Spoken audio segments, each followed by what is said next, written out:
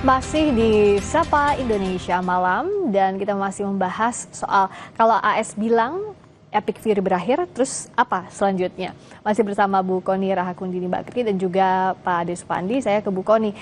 Bagaimana sekarang kalau kita melihat dari sisi jalur diplomasi? Menlu Iran, Sayyid Abbas Araghchi menemui Menlu Tiongkok. Nah, akan kemana arah diplomasinya kalau Bu Kony melihat sejauh ini?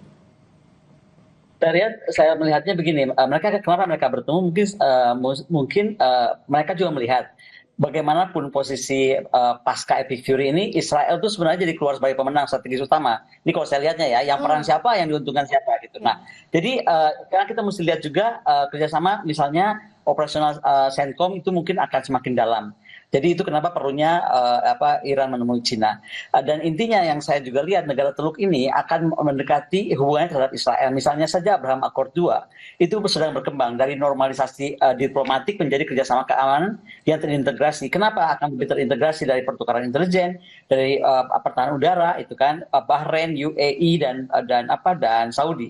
Karena mereka melihat ternyata serangan Iran kemarin ke mereka itu memperkuat persepsi bahwa ancaman Iran itu adalah kepada negara-negara Timur Tengah ini. Nah, ini menjadi menarik karena kita mesti melihatnya ada Iran yang juga punya wajah baru akhirnya di kawasan sana. Nah, kalau dilihat apakah bantuan atau apapun yang akan terjadi, kalau saya bilang mungkin beberapa negara itu akan terlibat ya, tapi yang pasti Iran akan diminta untuk membuka Hormuz secara parsial atau gradual. Mungkin Iran akan bikin itu dan Amerika akan secara perlahan melonggarkan blokade di pelabuhan ataupun juga sanksi-sanksi itu akan lebih longgar lah gitu menurut saya ya, karena kan lagi diplomasi. Nah, kemudian juga Iran mungkin akan minta tetap masalah uranium itu akan terpisah. Jadi jangan satu paket dengan urusan Hormuz dan blokade. Dan saya merasanya juga multilateral guarantee ini mungkin akan terjadi antara Inggris, Perancis, India, Jepang, dan South Korea yang juga akan ikut selain Cina dan Rusia. Kalau Rusia sendiri kita tahulah pernyataan Presiden Putin kemarin kan, apapun juga yang Iran perlukan kami akan bantu. Jadi untuk posisi Rusia sudah sangat clear, dianggap saudara lah oleh Rusia sendiri. Jadi lebih ke sana saya melihatnya gitu loh. Ya, dan juga kalau bicara soal uranium ini, karena yang sering jadi bottleneck dalam beberapa ronde perundingan adalah itu ya Bu Kony ya, sehingga ya semestinya Hormuz dipisahkan dari itu. Udah terpisah, betul.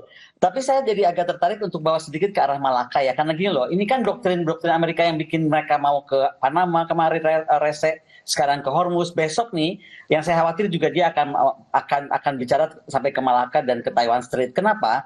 Karena gini loh, doktrin maritim Amerika itu baru yang 2025-2026 ini, buku putihnya itu benar-benar menekankan freedom of navigation dan perlindungan seal of communications yang vital. Dan kalau kita baca, semua orang yang berbicara hari ini tentang Hormuz itu akan berbicara tentang Malaka. Karena Malaka ternyata lebih besar kapasitasnya daripada Hormuz. Cuman kita overlook. Nah, ini yang sekarang saya mesti concern bahwa Kementerian Pertahanan kita, Kementerian Luar Negeri akan sangat berhati-hati. Saya sih kalau dari sini sedang mendorong sebuah doktrin baru namanya Rahakundinisme Doctrine, sedang dibawa ke UN. Itu bagaimana sebenarnya seal of communication itu karena punya jalur dunia, itu nggak boleh dikuasai atau ingin dikuasai oleh negara apapun unilateral. Nah, kita bagaimana mengimbangi doktrin Amerika itu bersama-sama negara-negara Global South. Jadi di sini tuh ada pendekatan antara kita BRICS, tapi masuk ke Greater Eurasia Partnership, dan yang akan dibahas adalah kekuatan keamanan bersama untuk Seal of Communications yang menjadi nafas dunia.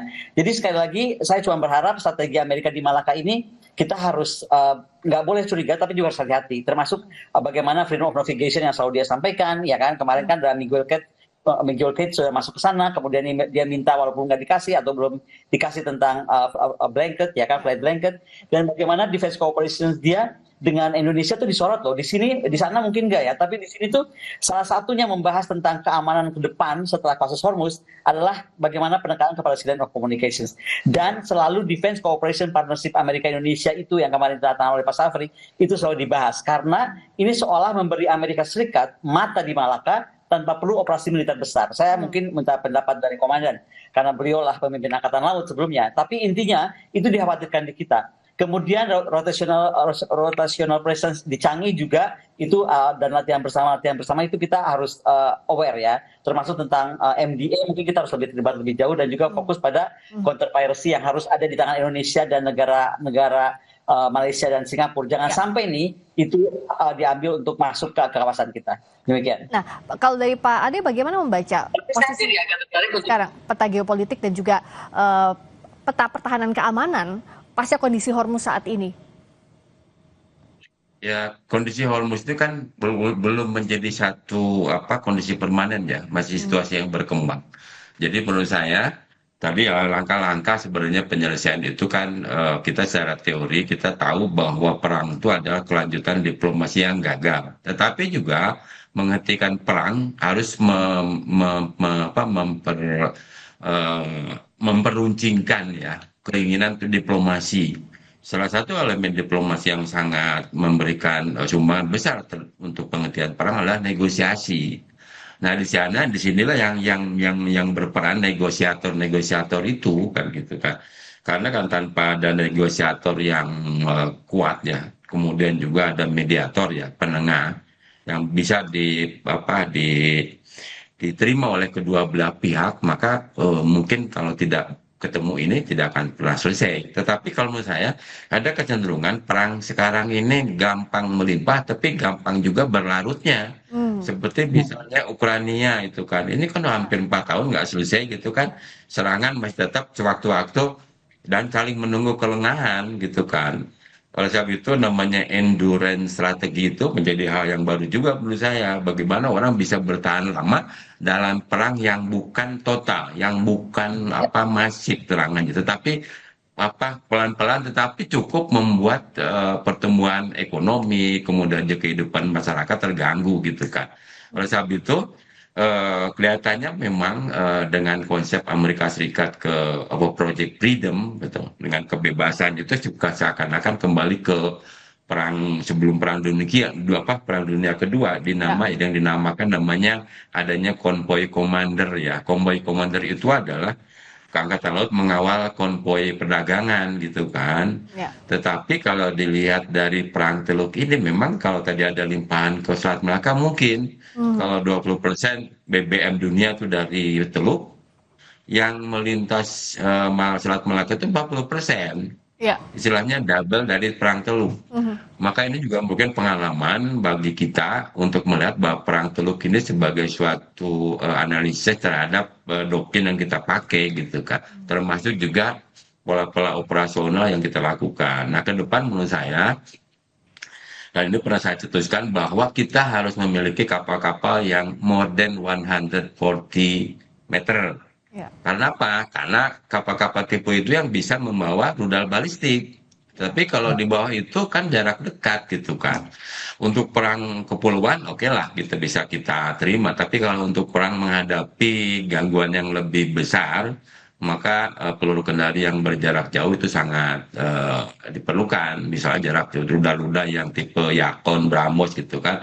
300 nautical mile itu cukup bisa membuat orang worry juga kalau berperang sama kita ya. Ya. Tapi kita kan jelas anggaran dinaikkan. Kata Bu Koni dulu kan kita tidak akan pernah jadi angkatan laut besar karena hanya di bawah 2%. Kalau pengen gagah ya harus di atas 3 gitu kan. Oleh sebab itu harus ada multiplier dengan industri pertahanan. Yang berikutnya mengenai kelangsungan perang Iran Amerika Serikat memang seperti saya sampaikan tadi butuh negosiator. Yang kedua tuh ada bargaining dari poin-poin yang dinegosiasikan. Menurut saya poin yang paling penting saat ini adalah tekanan internasional, karena bagaimanapun juga tadi saya bahas dengan Bu Koni sedikit mengenai trend manajemen dari PUKA kerentanan sekarang ke Bani ya. Ada namanya kerapuhan gitu kan. Sekarang kelihatannya kita rapuh. Begitu kita tutup 1 bulan bahan bakar, semuanya kena. Dan semuanya naik. Saya baca barusan California 52% kenaikan BBM gitu kan. Amerika sendiri mengalami gitu kan. Nah, kalau mereka mengalami satu tekanan akibat dari perang ini berkaitan dengan hajat hidup keseharian, maka itu menjadi tekanan politik yang cukup besar. Kalau sebab itu negosiasi ini salah satu memasukkan mengenai tekanan internasional dalam konteks supaya bisa arus pertumbuhan ekonomi global itu bisa berjalan kembali. Menurut saya memang butuh mediator ya. Mediator yang bisa meredakan ketegangan atau juga ambisi politik dari Trump sendiri. Kalau saya lihat, kalau dia jelas menurut saya nggak akan terpilih lagi ya. Dengan kondisi seperti ini ya Pak Ade. Ya, Jangan sampai menurut saya lepas libat, udah Ya. dia melibatkan perang terus-terusan, tapi kemudian dia ternyata gagal dalam negerinya, gitu Ya. kan. Nah, kita Akhirnya dilihat.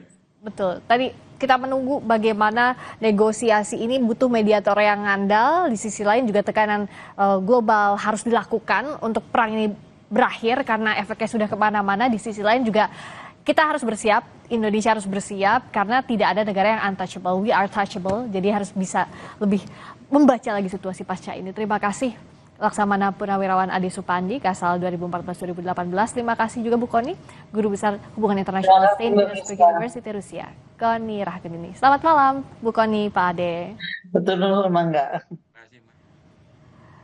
Berikutnya saudara kami kembali dengan sorotan lainnya. Pemerintah mengeluarkan kebijakan penghentian guru honorer di sekolah negeri per 1 Januari 2027. Rencana ini memicu polemik di masyarakat terkait kesejahteraan guru dan juga keberlangsungan pembelajaran di sekolah. Sesaat lagi.